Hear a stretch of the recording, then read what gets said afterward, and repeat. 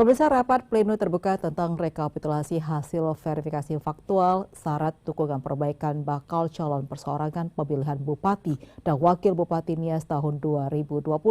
Jumat kemarin dilaksanakan Komisi Pemilihan Umum Kabupaten Nias. Hasilnya salah satu pasangan calon lolos verifikasi untuk maju pada pilkada serentak.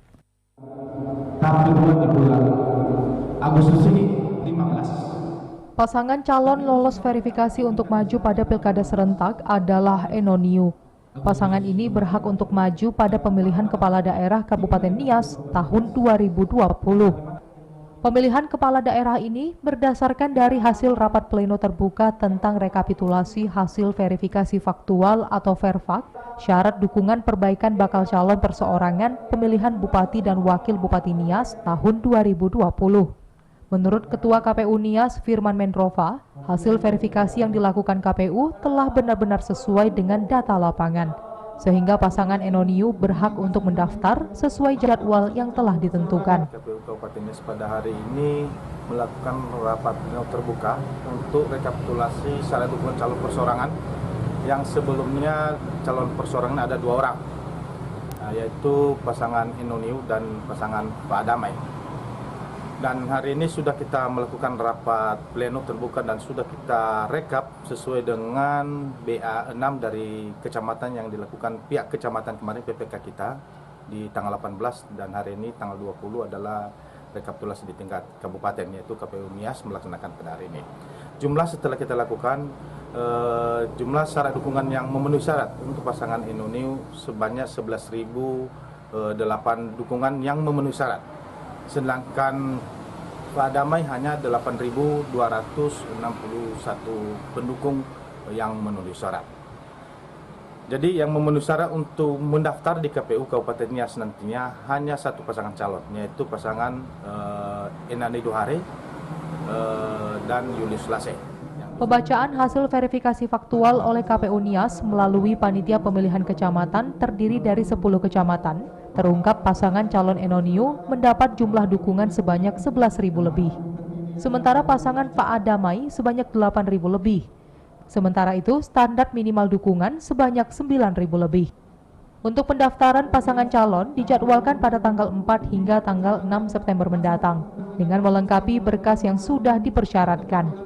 Selain itu, Firman juga mengungkapkan bahwa kegiatan rapat pleno yang dilaksanakan di Gedung Howo-Howu Kabupaten Nias digelar sesuai dengan protokol kesehatan guna pencegahan COVID-19 dengan menyediakan tempat cuci tangan dan pemeriksaan suhu tubuh peserta. Dari Kepulauan Nias, Iman Jailase, iNews melaporkan. Dan pemirsa, untuk mengetahui pasangan mana yang lolos verifikasi KPU Nias pada pemilihan Kepala Daerah Kabupaten Nias tahun 2020, bersama kita telah terhubung Komisioner KPU Kabupaten Nias Elisati Jandroto. Selamat pagi Pak Elisati, apa kabar? Selamat pagi, kabar sehat Mbak. Ya Pak Elisati, tadi disebutkan Enoniu lolos verifikasi pemilihan perseorangan. Nah, ini apa yang menjadi parameter dinyatakan lulus pada verifikasi perseorangan?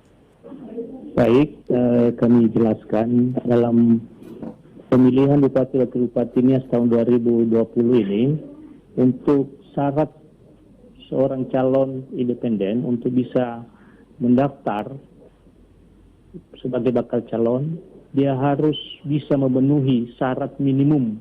Syarat dukungan itu sebanyak 9.350 dukungan yang memenuhi syarat. Ya, jadi itu baru bisa mendaftar sebagai bakal calon. Jadi dalam proses ini mereka pasangan calon menyerahkan syarat dukungan kepada KPU dan KPU akan melakukan klarifikasi, yaitu klarifikasi administrasi dan klarifikasi verifikasi faktual. Ya, dari hasil itu nanti kalau memenuhi syarat jumlah dukungan yang memenuhi syarat itu 9.350 syarat minimum, maka yang bersangkutan dinyatakan lolos verifikasi untuk bisa mendaftar sebagai bakal calon.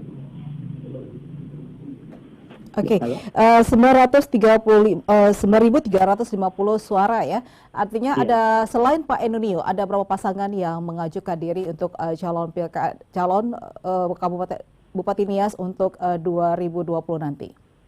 untuk jalur independen ini di awal ada 3 yang menyerahkan. Dalam proses penyerahan ada yang gagal 1 dan yang berlanjut kepada verifikasi administrasi dan verifikasi faktual ada 2, yaitu pasangan Enoniu dan Pak Damai. Dan terakhir setelah dilakukan verifikasi yang memenuhi syarat adalah pasangan Enoniu dengan perolehan jumlah dukungan 11.008 dukungan yang memenuhi syarat, dan Pak Damai 8.261 memenuhi syarat dukungan, sehingga yang lolos adalah pasangan Enoniu, sementara pasangan Pak Damai tidak memenuhi syarat karena kurang dari syarat minimum 9.350. Baik, artinya sudah bisa melakukan pendaftaran Pak Enoniu-nya, Pak Elisati? Ya, Pak, untuk pasangan Enoniu sesuai dengan hasil rapat rekapitulasi pada tanggal 20 kemarin sudah dikeluarkan berita acara BA7 yang menyatakan bahwa pasangan Enoniu itu berhak untuk mendaftarkan diri sebagai bakal pasangan calon perseorangan di pemilihan Bupati Wakil Bupati Nias tahun 2020 ini pada tanggal 4 sampai 6 September 2020 ini. Pak Elisati, untuk tahapan pilkada selanjutnya setelah pasangan independen yang lolos verifikasi, selanjutnya tahapan seperti apa? Ya, sekarang karena sudah selesai di tahapan seleksi untuk bakal pasangan calon perseorangan, makanya mulai tanggal 28 ini kami akan memberi pengumuman mengenai pengumuman pendaftaran bakal pasangan calon, baik itu untuk calon perseorangan maupun pasangan calon yang diusung oleh partai politik, baik partai politik maupun gabungan partai politik. Jadi prosesnya tanggal 28 sampai tanggal 4 sampai tanggal 6 nanti itu pendaftaran pasangan calon, dan seterusnya dari tanggal 4 sampai tanggal 11 itu adalah proses administrasi administrasi sampai proses pemeriksaan kesehatan.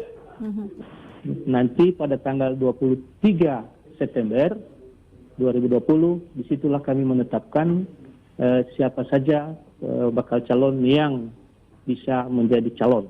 Baik. Nah, bagaimana cara KPU mengantisipasi wabah pandemi COVID-19 dalam pilkada nanti? Pastinya lebih dari 1 pasangan calon nantinya pada pemilihan pilkada mendatang.